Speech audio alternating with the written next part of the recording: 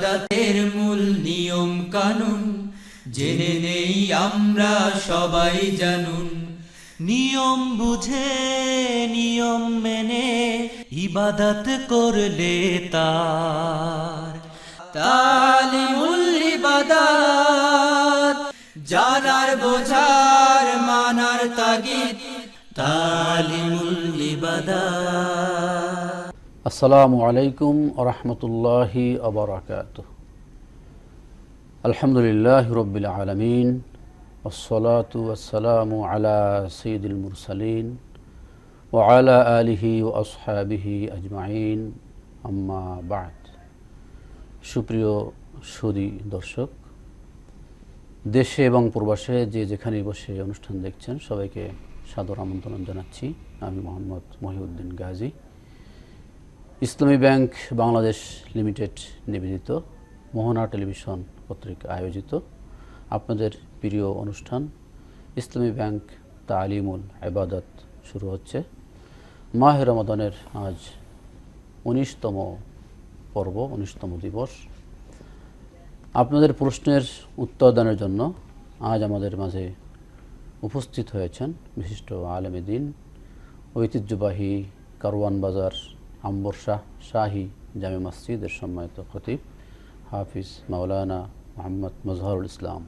আসসালামু আলাইকুম ওয়া রাহমাতুল্লাহি ওয়া বারাকাতুহু। ওয়ালাইকুম আসসালাম। মুহতারাম, আপনাকে মোবারকবাদ জানাচ্ছি। আলহামদুলিল্লাহ, মোবারক সময় আপনি আমাদের মাঝে উপস্থিত হয়েছেন। দর্শক, আমাদের সাথে সরাসরি অংশগ্রহণ করার জন্য টিভি স্ক্রিনে ফোন নম্বরে ফোন করতে পারেন। এছাড়া SMS এর মাধ্যমেও আমাদের কাছে আপনার প্রশ্ন পাঠাতে পারেন। মহতারাম, আমরা শুরু করতে চাই। আমরা আজকে 19তম রমাদানে এসেছি, তার মানে দ্বিতীয় অংশের শেষের দিকে এবং রমাদানের শেষ পর্ব অর্থাৎ নাজাতের অংশের আমাদের সামনে। তো আমরা যদি শুরুতে আলোচনা করি যে মাহে রমাদানের শেষ দশকের বা শেষ পর্বের আমাদের করণীয় আমলগুলো কি কি আছে গুরুত্বপূর্ণ, এই দর্শকদের উদ্দেশ্যে। আলহামদুলিল্লাহ ওয়া কাফা ওয়া সালামুন আলা ইবাদিহিল্লাযিনা ইসতাফা, আম্মা বা'দ। আজকের আলোচনাটা খুবই সুন্দর যে শেষে আমরা পৌঁছে গিয়েছি, আমাদের এখন কাজগুলো কি। তা আমরা এই কথাগুলো কীভাবে বলি যে আল্লাহ তাআলা প্রথম দশক দিয়েছিলেন, রহমত দ্বারা ভরপুর করেছিলেন, দ্বিতীয় দশক মাগফিরাত দ্বারা ভরপুর করেছেন, এখন তৃতীয় দশক যেটা ফাইনাল আল্লাহ তাআলার কাছ থেকে নেওয়ার একটা সময়। এখন আল্লাহ তাআলার কাছ থেকে আমি কীভাবে নিব, এখন কিন্তু আমাদের ইবাদতের মৌসুম কিন্তু এখন ফাইনালি আগে যা গিয়েছে রমাদানের 20টা 19টা রোজা যা গিয়েছে সেটা হলো আমাদের শেষ দশকে যেন আমরা ভালোভাবে রমজানের রোজাগুলো রাখতে পারি, এই জন্য কিন্তু একটা ট্রেনিং এখন শেষ সময়ে আসছে আমার ফলাফল নেওয়ার জন্য। আলোচনার মাঝেই দর্শক যুক্ত হয়েছেন। আসসালামু আলাইকুম ওয়া রাহমাতুল্লাহ। ওয়ালাইকুম সালাম। হুজুর, আমি গাজীপুর থেকে মিলন বলছিলাম। জি ভাইজান, বলুন। একটা প্রশ্ন হচ্ছে যে আমাদের মহিলারা অনেক সময় ওযু করার পরে ভিন্ন পুরুষের সামনে পড়ে যায় চলাফেরার সময়, তাতে কি তার ওযুর কোনো সমস্যা হবে কি? জি ধন্যবাদ দর্শক, দুঃখিত আমরা কেটে দিলাম। জি, আমরা যে এখন যে একটা বিরাট একটা সুযোগ, আর আল্লাহ তাআলা এই রমাদান মাসকে দামি করেছেন যে রাত্রির জন্য, সেই রাত্রিকে লাইলাতুল কদর রাত্রি বলা হয়। আর এই লাইলাতুল কদর রাত্রি কিন্তু আগামীকাল থেকে শুরু হচ্ছে। তো আগামীকাল থেকে যেহেতু এই রাত্রি শুরু হচ্ছে, আর রমাদান মাসটাকে আল্লাহ তাআলা এই রাত্রির জন্য কিন্তু দামি করেছেন যে ইন্না আনজালনাহু ফি লাইলাতুল কদর ওয়া মা আদরাকা মা লাইলাতুল কদর, যে আমি নিশ্চয়ই এই লাইলাতুল কদর আমি কোরআনকে নাজিল করেছি। আর যেহেতু এটা কোরআন নাজিল হয়েছে জন্য এই রমাদান মাসটা খুবই গুরুত্বপূর্ণ। দর্শক যোগ দিয়েছেন। আসসালামু আলাইকুম ওয়া রাহমাতুল্লাহ। ওয়ালাইকুম আসসালাম রাহমাতুল্লাহি ওয়া বারাকাতুহু ওয়া মাগফিরাতু। আসসালামু আলাইকুম। ওয়া আলাইকুম আসসালাম ওয়া রাহমাতুল্লাহ। জি বলুন। আমি হাফিজউদ্দিন ঢাকার ডেমরা থেকে বলছি। জি বলুন। আজকে মহতারাম কাছে আমার প্রশ্ন, জি ফরজ নামাজে পাগড়ি পরে নামাজ পড়লে জি তাতে নামাজের সব কি কম বেশির কোনো বিধান আছে কিনা? জি আচ্ছা, যদি ইমাম সাহেব যদি পাগড়ি না পরেন, জি মুসল্লি যদি পাগড়ি পরে, তাতে নামাজের কোনো ক্ষতি হবে? আচ্ছা, ঠিক আছে, ধন্যবাদ দর্শক, সাথে থাকুন। জি, আমরা একটু শেষ দশকের আমল নিয়ে কথা বলছিলাম। আমলটা সেটা হলো যে লাইলাতুল কদরটা মাকসাদ হলো, উদ্দেশ্য হলো রমাদান যেন আমাদের প্রত্যেকের জীবনে লাইলাতুল কদরটা চলে আসে। তো লাইলাতুল কদর পাওয়ার জন্য রাসূলুল্লাহ সাল্লাল্লাহু আলাইহি সাল্লাম প্রথম দশকে ইতিকাফ করেছেন, উনি পাননি। দ্বিতীয় দশকে ইতিকাফ করেছেন, উনি পাননি। তৃতীয় দশকে ইতিকাফ করেছেন, তো রাসূল সাল্লাল্লাহু আলাইহি সাল্লাম বলেছেন যে আমি তৃতীয় দশকে বেজুর রাত্রিগুলোতে আমি লাইলাতুল কদরকে পেয়েছি। বেজুর রাত্রিগুলো 21 রাত্রি, 23 রাত্রি, 25 রাত্রি, 27 রাত্রি, 29 রাত্রি। তো আমরা এই রাত্রিগুলোতে লাইলাতুল কদরকে আমরা তালাশ করব। এখন প্রশ্ন হলো লাইলাতুল কদর আমি পাবো কিভাবে? জি, দর্শক যোগ দিয়েছেন। আসসালামু আলাইকুম ওয়া রাহমাতুল্লাহ। আসসালামু আলাইকুম, দুঃখিত। জি, তো আমি পাবো কিভাবে? এখানে পাওয়ার মাধ্যম আল্লাহ রাসূল সাল্লাল্লাহু আলাইহি ওয়াসাল্লাম সুন্দর একটা ব্যবস্থা রেখেছে, সেটা হলো ইতিকাফ। মানে মসজিদে আমাদের পুরুষ যারা আমরা আছি তারা মসজিদে ইতিকাফ করা, অবস্থান করা। ইতিকাফ মানে মসজিদে অবস্থান করা। আমি যদি মসজিদে ইতিকাফ করি, অবস্থান করি, তাহলে এটা মোটামুটিভাবে এটা বলা যায় যে আল্লাহ লাইলাতুল কদর আমার নসিব হবে, সহজ হবে। এবং যারা মা বোনরা আছে তাদেরও কিন্তু ইতিকাফ করা জরুরি। তারা ঘরের মধ্যে, এক ঘরের মধ্যে, যে ঘরের মধ্যে উনি নির্দিষ্ট একটা জায়গার মধ্যে ওনারা বসে থাকবেন, বসবেন, এখানে কোরআন তেলাওয়াত করবেন এবং খাওয়া দাওয়া করবেন, ঘুমাবেন, যা এভরিথিং কাজ করা করবে, শুধু ঘর থেকে বের হবেন না, মানে প্রয়োজন ছাড়া। অন্যথায় যদি আমরা আমাদের যে জৈবিক যে প্রয়োজনগুলো আছে এগুলোর জন্য আমরা ঘর থেকে বের হতে পারি, আদার্স অন্য কোনো কারণে ঘর থেকে বের না হয় আমরা ঘরে ইতিকাফ করতে পারি। ওযু গোসল করা, যেগুলোর জন্য। তো আমরা যে ইতিকাফের কথা বলি, এটা এত গুরুত্বপূর্ণ একটা আমল। একটু ফজিলত সম্পর্কে যদি বলেন। হ্যাঁ, যে ব্যক্তি রাসূলুল্লাহ সাল্লাল্লাহু আলাইহি ওয়াসাল্লাম বলেন যে ব্যক্তি ইতিকাফ করবে সে আল্লাহ তাআলাকে রাজি খুশি করার জন্য যে ব্যক্তি একদিন ইতিকাফ করবে, একদিন, তার কাছ থেকে জাহান্নাম 3 খন্দক দূরে চলে যাবে। তো সাহাবায়ে কেরাম প্রশ্ন করলেন, আল্লাহ রাসূল খন্দক বিষয়টা কি? তো রাসূল সাল্লাল্লাহু আলাইহি ওয়াসাল্লাম এক খন্দকের দূরত্ব হলো আসমান ও জমিনের সমান। জি মুহতারাম, একজন দর্শক পেয়েছি আমরা। আসসালামু আলাইকুম ওয়া রাহমাতুল্লাহ। ওয়ালাইকুম সালাম। আসসালামু আলাইকুম। ওয়া আলাইকুম আসসালাম। জি দর্শক, নাম বলে প্রশ্ন করুন। শাকিল গাজীপুর থেকে বলছিলাম। জি বলুন। আমার একটি প্রশ্ন। জি বলুন। আমি ফেরি খেতে এসে ধরেন অর্ধেক খাবারের ভিতরে আজান দিয়ে এসেছে, তখন আমি কি করব? জি আচ্ছা, ঠিক আছে, দর্শক সাথে থাকুন। জি, ইতিকাফের ফজিলত। ইতিকাফ, যে ব্যক্তি একদিনে ইতিকাফ করবে তার সব যদি এত হয়, আসমান এবং জমিনের সমপরিমাণ দূরত্ব হয়ে যাবে তার থেকে জাহান্নাম, তাহলে সে যদি 10 দিনে ইতিকাফ করে। আরেক হাদিসে আসছে যে ব্যক্তি আল্লাহ তাআলাকে রাজি খুশি করার জন্য ইতিকাফ করবে, আল্লাহ তাআলা কামালি হাসানাতি কুল্লিহা, যে ইতিকাফ ছাড়া অন্য ব্যক্তিরা যত আমালগুলো করবে, সে কোরআন তেলাওয়াত করবে, জিকির করবে, বাহিরে সে জানাজাতে শরীক হবে, বাহিরে জনগণের খেদমত করবে, যত আদার্স যত ইবাদত করবে, প্রত্যেকটি ইবাদতের সব ইতিকাফকারী পেয়ে যাবে। ইতিকাফ করে মসজিদে বসে আমরা এই সবটা পেয়ে যাচ্ছি। আসসালামু আলাইকুম ওয়া রাহমাতুল্লাহ। ওয়া আলাইকুম আসসালাম। দর্শক শুনতে পাচ্ছি, নাম বলে প্রশ্ন করুন। আমি জহিরুল ইসলাম বলছি চিটাগং থেকে। আমার দুটো প্রশ্ন ছিল। জি বলুন। প্রশ্নটা হচ্ছে যে আমি একজন বেসরকারি কর্মকর্তা। জি। তো প্রতিষ্ঠানের চাকরির প্রয়োজনে আমি লোন নিয়ে একটা মোটরসাইকেল কিনছিলাম। জি। যেটা এখন আমার নিকট এখনো আছে। আর ব্যাংকে আমার যে লোনটা আমি নিয়েছিলাম সেখানে এখনো প্রায় 40,000 টাকার মতো এখনো লোন আছে আর কি। জি। আর পাশাপাশি আমার কাছে সঞ্চয় আছে অন্য খাতে আরো 40,000 টাকা। জি। এখন আমার প্রশ্নটা হচ্ছে, আমি যে মোটরসাইকেলটা ব্যবহার করছি সেই মোটরসাইকেলের কোনো জাকাত দিতে হবে কিনা? আচ্ছা। জি।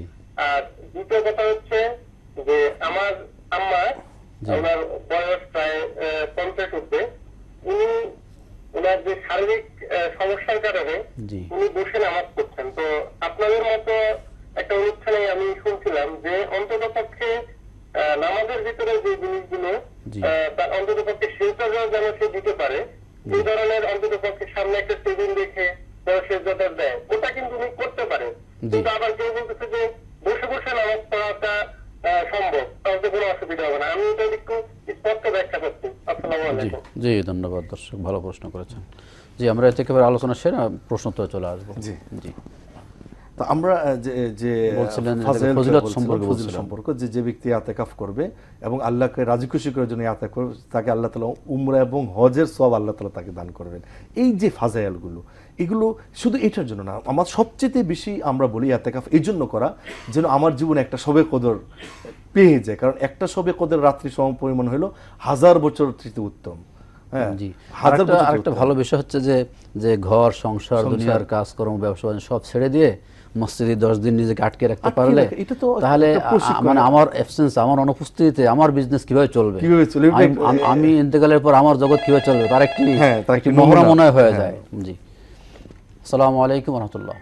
ওয়ালাইকুম আসসালাম ওয়া রাহমাতুল্লাহ। আমি একটু প্রশ্ন করতে চাই মাতারাম। প্রশ্ন বলুন। করেছিলাম পিরোজপুরের চাউকরি থেকে। জি বলুন মাত্র। ইতিকাফে বসা অবস্থায় যদি কোনো ব্যক্তি যিনি ইতিকাফে বসেছেন তার আত্মীয় স্বজন মারা যান বা তার পিতা মারা যান বা জি। তার স্ত্রী মারা যান, জি। সেক্ষেত্রে ইতিকাফ অবস্থায় উনি জানাজায় অংশগ্রহণ করতে পারবেন কিনা, অবশ্যই জানাজায় গিয়ে তিনি কত সময় অবস্থান করতে পারবেন এবং মসজিদে ফিরে আসতে পারবেন, এই জি। বিষয়ে একটু বলবেন, ইসলাম কি বলেন বিষয়। জি, ধন্যবাদ দর্শক, ভালো প্রশ্ন করেছেন। মাত্র আমরা অনেকগুলো প্রশ্ন আমরা পেয়েছি, শুরু করছি খুব সংক্ষেপে আমরা বলে যাব। গাজীপুর থেকে নিজাম ভাই বলেছেন, মহিলাদের ওযু করার পরে যদি কোনো ভিন্ন পুরুষের সাথে দেখা হয়ে যায়, সাক্ষাৎ হয়, ওযু ভেঙে যাবে কিনা? না, অজু ভাঙবে না, অজু থাকবে, এটাতে জি। কোনো সমস্যা নেই।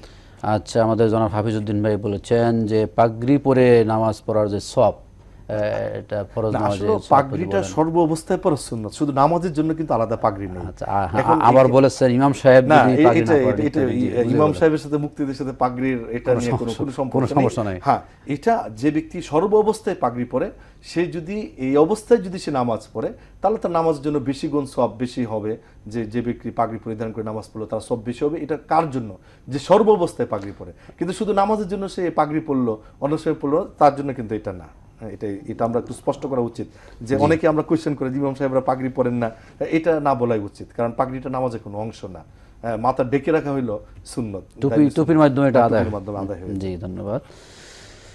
জনাব শাকিল আমাদের দর্শক গাজীপুর থেকে, সাহারি খাওয়ার অর্ধেক হয়েছে এমন অবস্থা আজান হয়ে গেছে, হ্যাঁ, যে অবস্থায় আমার যদি যতটুকু আমার পেটে গিয়েছে ততটুকু পর যদি আজান হয়েছে সেখান থেকে স্টপ করে ফেলা। আজানের পর যদি পেটে সামান্য পরিমাণ যায় তার রোজা নষ্ট হয়ে যাবে, সেখান থেকেই আমার খাওয়া পান আজান হলে আমার খাওয়া স্টপ করে দিতে হবে যে জায়গায় আছে, এবং মুখের ভিতরে যদি কিছু থাকে সেটাকে ফেলে দেওয়া, আর না গিলা, আচ্ছা, পেটের ভিতরে না নেওয়া। জনাব জহিরুল ইসলাম ভাই চট্টগ্রাম থেকে দুটি প্রশ্ন, যে বলেছেন চাকরির প্রয়োজনে মোটরসাইকেল কিনেছেন, লোন নিয়েছেন, আরো 40,000 ইত্যাদি। ওনার মূল প্রশ্ন হচ্ছে যে এই যে মোটরসাইকেল, এটার জাকাত হবে কিনা? কোনো যানবাহনের উপর জাকাত আসে না, এবং নিজের আসবাব ঘর, তারপর নিজের যে ট্রাভেলের জন্য যা ব্যবস্থা, গাড়ি যা কিছু আছে, এভরিথিং, কোনো কিছু আমার কাছে সরাসরি সাক্ষাৎ একজন বলেছেন যে উনি গার্মেন্টসে মেশিন সাপ্লাই দিচ্ছেন, একটা মেশিনের মালিক, মেশিনের দাম প্রায় 6 লক্ষ টাকা, এই মেশিনের উপরে জাকাত হবে কিনা? না, এই মেশিনটা যদি উনি ভাড়ায় কাটান তাহলে এই মেশিনের উপরে জাকাত আসবে না। না, আমি সেভাবে বলেছি যে মেশিনের উপরে জাকাত হবে না। আচ্ছা, এরপরে মায়ের নামাজের ব্যাপারে বলেছেন, কেউ বলেছেন চেয়ার টেবিল দিয়ে বসা বা সুবিধার জন্য যদি উনি সামনে এরকম একটা অবস্থা রাখতে পারে, আলহামদুলিল্লাহ, এটা বেটার। আর এটা ছাড়াও নামাজ হয়ে যাবে, এটা নিয়ে কোনো কনফিউজের কোনো কিছু নাই। কেউ যদি সামনে একটা কাঠ রাখে যে সেজদা করতে পারে সহজে, সে সেজদা করতে পারে, এটা করতে পারে না। ওনার প্রশ্ন হচ্ছে যে উনি হয়তো আরেকজন আলেম বলেছেন যে একটা কোনটা উত্তম হবে, এটা একটা বিষয়, উত্তম সমস্যা না, নামাজ পড়লে হলো, যে অবস্থায় থাকবে সেই অবস্থায় নামাজটা পড়ে নাও। উনি টেবিল চেয়ার রাখলেও হলো অথবা বসে বসে নামাজ পড়লে হলো, নামাজ করা দরকার। আমাদের একজন মোটামুটি নিয়মিত দর্শক পিরোজপুরের খুশরু ভাই প্রায় ফোন করেন, মাশাআল্লাহ। মুতেকাফ ব্যক্তি, মানে এতেকাফ করেই জানাজা অংশগ্রহণ করতে পারবেন কিনা আমরা প্রশ্ন নিব। আরো একজন দর্শক যোগ দিয়েছেন এই মুহূর্তে। আসসালামু আলাইকুম ওয়া রাহমাতুল্লাহ। ওয়ালাইকুম আসসালাম। দর্শক শুনতে পাচ্ছি, নাম বলে প্রশ্ন করুন। আমার প্রশ্নটা হচ্ছে যে আমি পূর্বে অনেক নামাজ কাজা করেছি, এখন জি কি হিসাবে আমি কাজা নামাজ আদায় করব? জি, এটাই। জি, ধন্যবাদ। জি মোহতারাম, আমরা এতেকাফকারী ব্যক্তি এতেকাফ করত অবস্থায় যদি এমনকি স্ত্রী মারা যান, আপনজন মারা যান, অংশগ্রহণ করতে পারবেন কিনা, কতক্ষণ থাকতে পারবেন? দুইটা অপশন, একটা হলো যদি আপন কেউ মারা যায়, স্ত্রী মারা গেল, তারপর নিজের ফাদার, নিজের কাছের একদম ঘনিষ্ঠ, এবং তাদের ব্যাপারে অনেকের সাথে আমার রিলেশনশিপ থাকতে পারে লেনদেনের, এই ক্ষেত্রে উনি এতেকাফ ছেড়ে উনি যেতে পারবেন। হ্যাঁ, এবং যতক্ষণ থাকা প্রয়োজন ততক্ষণ থাকতে পারবেন, কোনো নির্দিষ্ট না। আর অন্য কেউ যদি মারা প্রয়োজন সেরে চলে আসতে হবে। আর অন্য কেউ মারা গেলে সেটাতে না যাওয়াই উচিত, এবং আমরা একটু বলি না যে যাওয়ার জন্য। হ্যাঁ, যে অন্য কেউ প্রতিবেশী মারা গেল তার জন্য জানাজায় শরীক হওয়াটা না হওয়াটাই ভালো। আর নিজের আপনজন, আমরা বলছি এখানে দুইটা অপশন, যে নিজের একদম আপনজন স্ত্রী, তার উপর অনেক অধিকার রয়েছে যেগুলো আমার তাকে স্পষ্ট করা দরকার। আমার পিতা মারা গিয়েছে, তার লেনদেন আছে, এগুলো স্পষ্ট করা দরকার, ভাই আছে। কারণ এই হাদিস থেকে অন্য একটা হাদিস আমরা উদ্ধৃতি দিই এই জন্য যে অনেক ফুকায়ে কেরাম কিন্তু আমাকে নিরুৎসাহিত করেছেন। আমরা কেন উৎসাহিত করছি, একটা হাদিস আছে রাসূলুল্লাহ সাল্লাল্লাহু আলাইহি ওয়াসাল্লামের জমানায় এক লোক আরেক লোকের প্রয়োজনকে মেটানোর জন্য উনি ইতিকাফ ছেড়ে চলে গিয়েছেন মসজিদের বাইরে। তো আরেক সাহাবী বলল যে তুমি কি ব্যাপার, তুমি ইতিকাফ মসজিদে মুতাকিফ অবস্থায় তুমি মসজিদের বাইরে আসছো? তো ওই সাহাবী উনি বলতেছিলেন যে তুমি কি ওই কবরওয়ালা, মানে রাসূলুল্লাহ সাল্লাল্লাহু আলাইহি ওয়াসাল্লামের দিকে ইশারা দিয়ে বলছিলেন যে তুমি এই কবরওয়ালাকে কথা ভুলে গিয়েছো। উনি বলেছেন কোন মুসলমান ভাইয়ের প্রয়োজনকে পুরা করা 70 বছর নফল ইবাদত থেকে উত্তম। তাহলে এই হাদিস থেকে আমরা বলি যে এটা তো একটা প্রয়োজন, যে কাছের মানুষ নিজের স্ত্রী, ভাই, নিজের পিতা, নিজের ভাই যারা ইন্তেকাল করেছে তাদের এটা তো প্রয়োজন। এই জন্য আমরা এটাতে আমরা বলি যে যাওয়া উচিত। জি, ধন্যবাদ। আমাদের ভাই প্রশ্ন করেছেন যে পূর্বের নামাজ অর্থাৎ জীবনে অনেক নামাজ তিনি পড়েন নাই, এখন কিভাবে এটা আদায় করবেন? হ্যাঁ, এটা উনি একটা সময় আমরা উমরি কাজা বলে থাকি। উমরি কাজা বলে একটা সময়কে নির্ধারণ করবে যে আমি অমুক বয়স থেকে আমি কাজাগুলো করছি। এইভাবে উনি একটা হিসাব করে যে আমি আজকে জীবনের প্রথম ফজরের নামাজ কাজা করছি, আমি আজকে জীবনের প্রথম জুহরের নামাজে কাজা নামাজ পড়ছি। এইভাবে উনি একটা টাইম করবে, একটা সময়কে নির্ধারণ করবে যে আমি 5 বছর, 10 বছর, 15 বছর, 20 বছর এই বছরের নামাজগুলো আমি কাজা করব। এইভাবে উনি হিসাব করে, সবচেয়ে ভালো হয় উনি যদি একদম নিরেট হিসাব করে রাখতে পারেন। আর যদি এটা সম্ভব না হয় উনি এই নিয়ত করে যে আমি কাজা নামাজগুলো। জি মুহতারাম, আরো একজন দর্শক যোগ দিয়েছেন আমাদের সাথে। আসসালামু আলাইকুম ওয়া রাহমাতুল্লাহ। ওয়া আলাইকুম আসসালাম ওয়া রাহমাতুল্লাহ। জি ভাই, আমি তৌহিদ বলছিলাম পল্লবী মিরপুর থেকে আর কি। জি বলুন। আমার একটা কোশ্চেন ছিল যে অনেক সময় আমরা ল্যান্ড কিনি, জায়গা কিনি ডেভেলপারের কাছ থেকে, তখন আমরা একবার টাকাটা না দিয়ে আমরা তো 50টা বা 60টা কিস্তিতে দিই, পরে পুরো টাকাটা দেওয়া হয়ে গেলে ওরা আমাদেরকে এটা হ্যান্ড ওভার করে। তো আমার মাঝামাঝি অর্থাৎ 50 কিস্তি 25টা কিস্তি দেওয়া হয়ে গেছে, তো আমার কি কোন হিসেবে জায়গা দিতে হবে না কি হবে, মাসালা কি জানা দরকার? জি ধন্যবাদ। জি মুহতারাম, আমরা এই প্রশ্নটাই নেই। তৌহিদ ভাই পল্লবী থেকে ডেভেলপের ব্যবসা করেন। হ্যাঁ, ডেভেলপার আমি পরিপূর্ণ তো উনি জমির ব্যবসা করেন, জায়গা কিনেন, তো বিভিন্ন কিস্তিতে টাকা পরিশোধ করেন। তো এখন ওকে যাকাত কিভাবে দিতে হবে? উনি পরিশোধ করছেন না উনাকে পরিশোধ করছে, দুইটা বিষয়।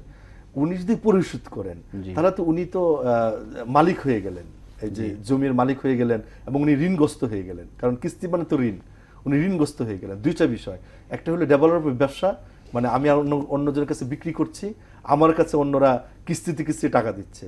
আর একটা আমি কিনেছি, আমি কিস্তিতে টাকা দিচ্ছি, দুই বিষয়। যদি আমি কিস্তিতে কিনি তো যতক্ষণ পর্যন্ত আরো একজন দর্শক পেয়েছি আমরা। আসসালামু আলাইকুম ওয়া রাহমাতুল্লাহ। হ্যালো, আসসালামু আলাইকুম। জি আমরা শুনতে পাচ্ছি, দর্শক নাম বলে। জি ওয়ালাইকুম আসসালাম ওয়া রাহমাতুল্লাহ, বলুন। জি, আমি সিলেট সুনামগঞ্জ থেকে বলছি। জি আবার বলুন। আমার একটা প্রশ্ন হলো যে খিটখিটে মেজাজ যারা রোজা যারা রাখেন, খুব মেজাজ খুব খিটখিটে হয়ে যায়, খুব চিল্লাপাল্লা করে, আচ্ছা, ওনারা কি রোজাটা রাখতে হবে নাকি? আমরা বোধহয় পরিষ্কার বুঝতে পেরেছি, চিল্লাপাল্লা রাগের কথা বলেন। মানে যে ব্যক্তি খিটখিটে মেজাজে উনি রোজা রাখলে রোজা রাখা ঠিক হবে কিনা? ও আচ্ছা আচ্ছা, রাগ অবস্থা রোজা ঠিক। হ্যাঁ অবশ্যই, কারণ রোজার মাধ্যমে তো রাগ কমাতে হবে না।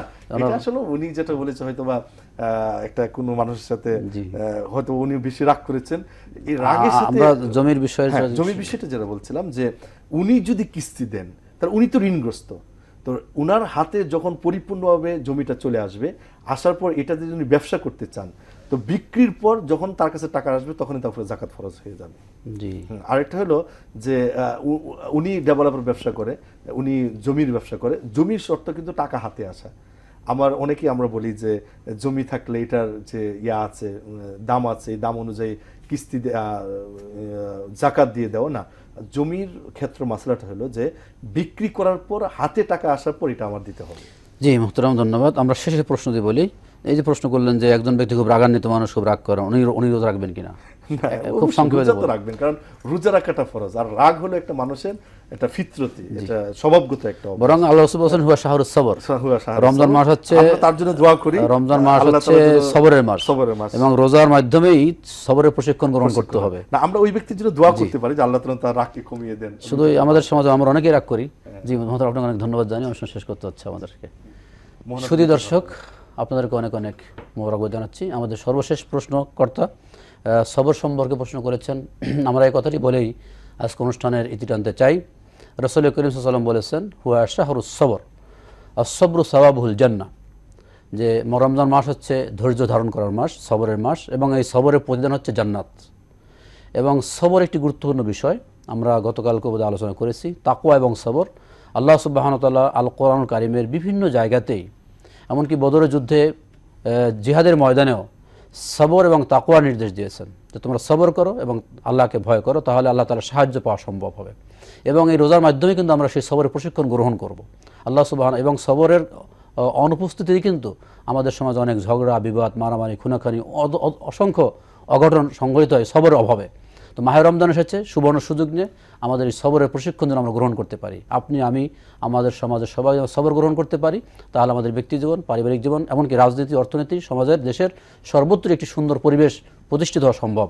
আল্লাহ তাআলা আমাদেরকে তৌফিক দান করুক। আপনাদের সকলের সুস্বাস্থ্য কামনা করে সার্বিক কল্যাণ কামনা করে আগামীকাল আবারও দেখা হবে সেই প্রত্যাশা আজকের মতো নেই। ইবাদতের মূল নিয়ম কানুন জেনে নেই আমরা সবাই জানুন। নিয়ম বুঝে নিয়ম মেনে ইবাদত করলে তার তালিমুল ইবাদাত জানার বোঝার মানার তাগিদ